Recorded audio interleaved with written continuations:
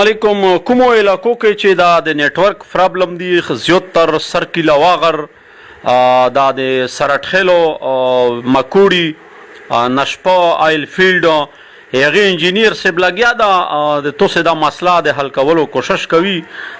لش ټیم کې بده توسه سیګنل ان شاء الله چې 4 شروع کی توسه غبروي جوما ځکه چې انجینیر سیب لګیا دا خپل برپور کوشش کوي. دا دغه کمپنیو طرف نه نو یو انجینیر سے برغله دا هغه په دیکو منده دا ټاور ټیکولو کوشش کوي. امید وینه لرو چې دا ډېر زر ټیک کی. ډېر مهرباني. الله حافظ.